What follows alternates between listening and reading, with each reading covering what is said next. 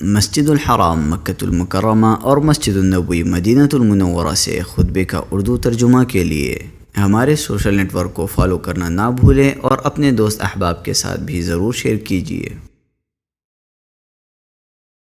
خطبہ جمعہ مسجد نبوی شریف بتاریخ 30 صفر 1445 ہجری بمطابق 15 ستمبر 2023 بعنوان صلہ رحم، خطیب فضیلۃ الشیخ عبداللہ بن عبد الرحمن البعیدان حفظہ اللہ تعالی، ترجمہ بآوات عطاء اللہ بن عبد المجید۔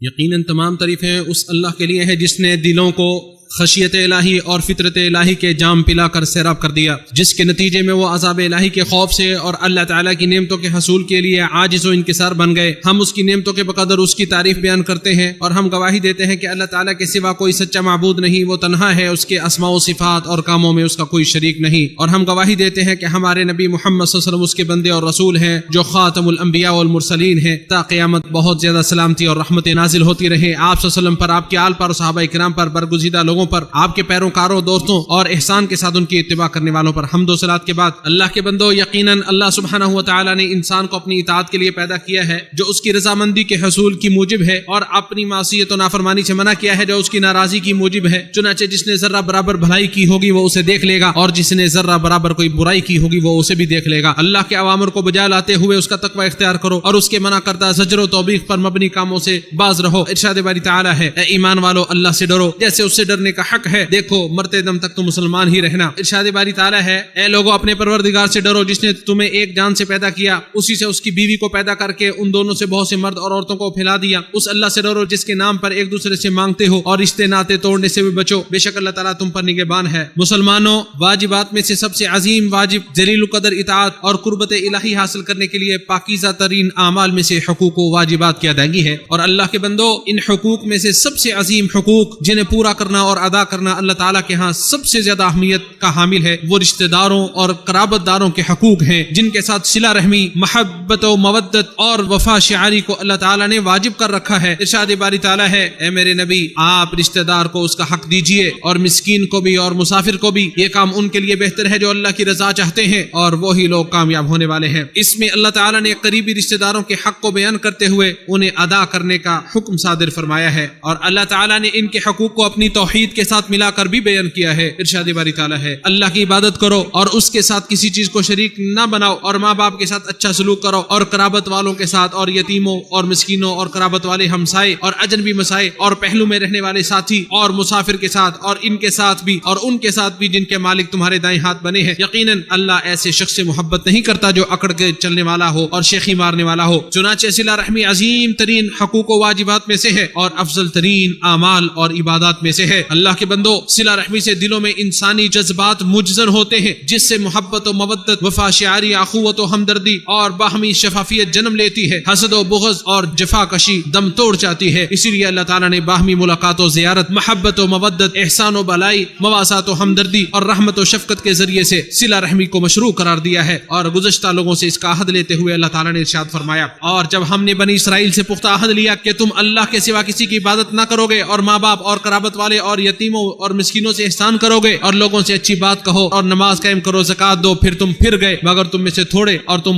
منہ پھیرنے والے تھے۔ لوگوں، صلہ رحمی اللہ تعالیٰ اور یوم آخرت پر ایمان کے لوازمات اور تقاضوں میں سے ایک ہے، جیسا کہ ابو ہریرہ رضی اللہ تعالی عنہ سے روایت ہے کہ نبی کریم صلی اللہ علیہ وسلم نے ارشاد فرمایا، جو شخص اللہ پر اور آخرت کے دن پر ایمان رکھتا ہو اسے اپنے مہمان کی عزت کرنی چاہیے، اور جو شخص اللہ اور آخرت کے دن پر ایمان رکھتا ہو اسے چاہیے کہ وہ صلہ رحمی کرے۔ جو شخص اللہ اور آخرت پر ایمان رکھتا ہو اسے چاہیے اچھی بات زبان سے نکالے وغیرہ چپ رہے۔ اسے امام بخاری نے روایت کیا ہے۔ اللہ کے بندو، صلہ رحمی کشادگی رزق، مال میں برکت، عمر درازی اور برکت والی زندگی سے سرفراز ہونے کے اسباب میں سے ہے، جیسا کہ انس بن مالک رضی اللہ تعالی عنہ سے روایت ہے، کہتے ہیں کہ میں نے اللہ کے رسول صلی اللہ علیہ وسلم کو یہ فرماتے ہوئے سنا، آپ نے فرمایا، جو اس بات کا خواہش مند ہو کہ اس کی روزی میں فراخی ہو اور اس کی عمر دراز کر دی جائے تو اسے چاہیے کہ صلہ رحمی کرے۔ اسے بخاری و مسلم نے روایت کیا ہے۔ مسلمانوں، صلہ رحمی وہ حق ہے جسے اللہ سبحانہ و تعالی نے واجب کر رکھا ہے یہ ایک عبادت بھی ہے جس کے ذریعے تقرب الہی حاصل کیا جا سکتا ہے اور اللہ کے حضور اس کے متعلق تم سے سوال بھی کیا جائے گا، لہٰذا صلہ رحمی کرنے اور رشتہ داروں کو ملنے میں اللہ سے ڈرو۔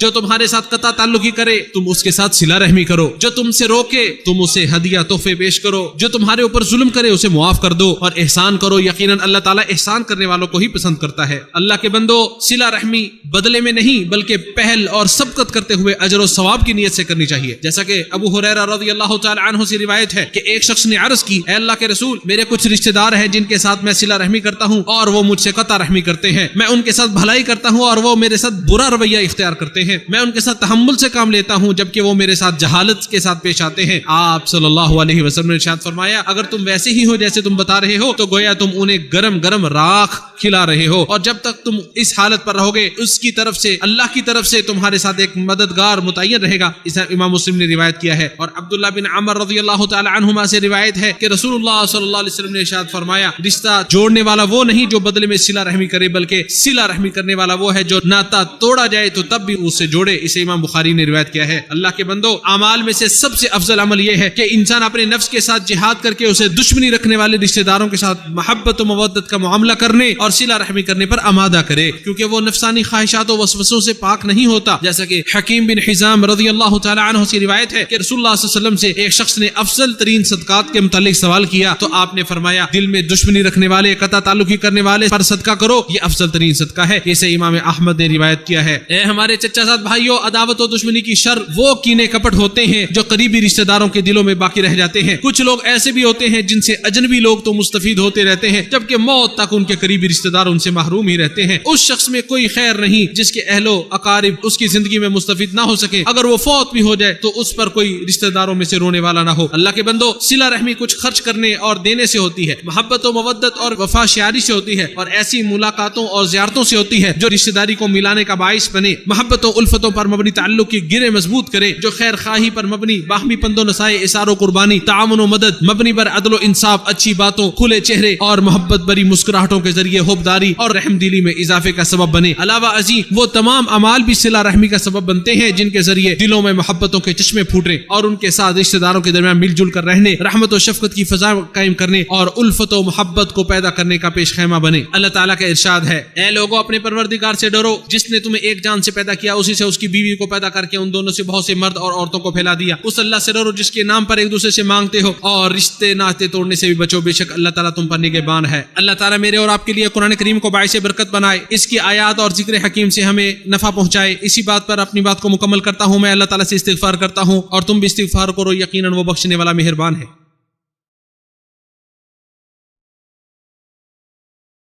تمام تعریفیں اس اللہ عز و جل کے لیے ہیں، اس کے احسانات پر اور اس کی توفیق و امتنان پر، اور میں اللہ تعالیٰ کی تعظیم و شان کی وجہ سے اللہ تعالیٰ کی حمد و ثنا بیان کرتا ہوں، اور میں گواہی دیتا ہوں کہ محمد صلی اللہ علیہ وسلم اس کے بندے اور رسول ہیں۔ بہت زیادہ درود و سلام نازل ہو آپ صلی اللہ علیہ وسلم پر، آپ کے آل پر اور صحابہ کرام پر۔ لوگوں، اللہ تعالیٰ نے قطع رحمی کو حرام قرار دیا ہے اور اس سے ڈرایا ہے۔ ارشاد باری تعالیٰ ہے، اور تم میں سے یہ بھی بعید نہیں کہ اگر تم کو حکومت مل جائے تو تم زمین میں فساد برپا کر دو اور رشتے ناطے توڑ ڈالو۔ یہ وہی لوگ ہیں جن پر اللہ تعالیٰ کی پھٹکار ہے اور جن کی سماعت اور آنکھوں کی روشنی چھین لی ہے۔ اور ارشاد باری تعالیٰ ہے، اور جو اللہ کے عہد کو اس کی مضبوطی کے بعد توڑ دیتے ہیں اور جن چیزوں کے جوڑنے کا حکم ہے اللہ تعالیٰ نے دیا ہے اور انہیں توڑ دیتے ہیں اور زمین میں فساد پھیلاتے ہیں، ان کے لیے لعنت ہے اور ان کے لیے برا گھر ہے۔ قطع تعلق کی کبیرہ گناہ ہے جو لعنت اور عذاب کا موجب بنتا ہے، اور ایسا ظلم ہے جس سے دلوں میں وحشت و نفرت انگیزی جنم لیتی ہے، دل تکلیف محسوس کرتے ہیں۔ اس سے بڑا ظلم اور کیا ہوگا کہ مضبوط رشتوں کو توڑ دیا جائے، محبتوں کے کڑے کو توڑ دیا جائے، محبتوں کی جاری چشموں کو خشک سالی کی نظر کر دیا جائے اور اس تعلق کو ختم کر دیا جائے، توڑ دیا جائے جسے اللہ تعالیٰ نے ملانے کا حکم دیا تھا۔ لوگوں، صلہ رحمی رحمت الہی کے آثار و نشانات میں سے ہے، اسی کے ساتھ جڑی ہوئی ہے، اسے کاٹنے والا رحمت الہی سے منقطع ہو جاتا ہے اور اسے ملانے والا رحمت الہی کے ساتھ جڑ جاتا ہے۔ جیسا کہ ابو ہریرہ رضی اللہ تعالی عنہ سے روایت ہے کہ نبی کریم صلی اللہ علیہ وسلم نے ارشاد فرمایا، اللہ تعالیٰ نے مخلوق پیدا کی، جب وہ اس کی پیدائش سے فارغ ہوا تو صلہ رحمی نے کھڑے ہو کر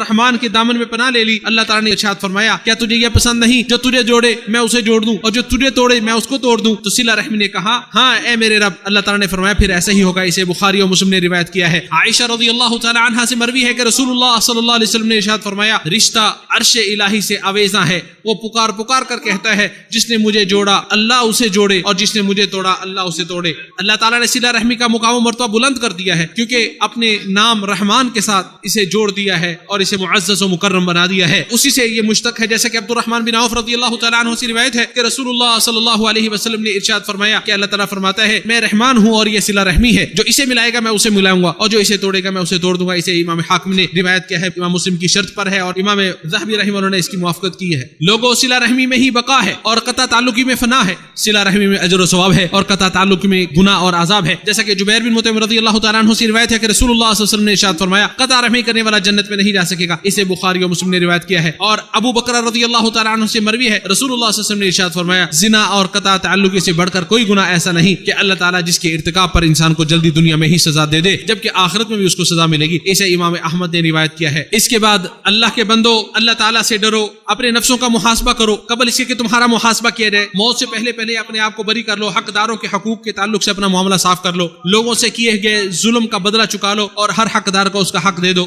اور احسان کرو. یقیناً اللہ تعالیٰ احسان کرنے والوں کو پسند کرتا ہے. لوگوں اس ہستی پر درود و سلام پڑھو جس پر اللہ تعالیٰ نے تمہیں درود و سلام بھیجنے کا حکم دیا ہے. یقیناً اللہ اور اس کے فرشتے نبی صلی اللہ علیہ وسلم پر درود بھیجتے ہیں. اے ایمان والو تم بھی ان پر کثرت کے ساتھ درود و سلام بھیجو. اے اللہ محمد صلی اللہ علیہ وسلم پر اور آل محمد صلی اللہ علیہ وسلم پر رحمت نازل فرما جس طرح تو نے ابراہیم اور آل ابراہیم پر رحمت نازل فرمائی. اور اے اللہ محمد صلی اللہ علیہ وسلم پر اور آل محمد صلی اللہ علیہ وسلم پر برکت نازل فرما جس طرح تو نے ابراہیم اور آل ابراہیم پر برکت نازل فرمائی. اے اللہ ہمیں حقوق ادا کرنے کی توفیق عطا فرما اور صلہ رحمی میں ہماری مدد فرما. اے اللہ ہمارے اوپر اس چیز کا بوجھ نہ ڈال دینا جس کی ہم طاقت نہ رکھتے ہوں. اے اللہ ہمیں آپسی معاملہ درست رکھنے کی توفیق عطا فرما. اے اللہ ہمیں اور ہمارے اوپر جن کے حقوق ہیں ان سب کو معاف فرما. اے اللہ ایمان کو ہمارے دلوں کے ہم محبوب بنا دے اور اسے ہمارے دلوں میں مزین کر دے اور کفر و فسوق کو ہمارے ہاں ناپسندیدہ بنا دے اور ہمیں راشدین فوز و فلاح پانے والوں میں سے بنا دے. اے اللہ اسلام اور مسلمانوں کو غلبہ عطا فرما، اپنے موحد بندوں کی مدد فرما، اس ملک کو اور تمام اسلامی ممالک کو امن و آشتی کا گہوارہ بنا دے.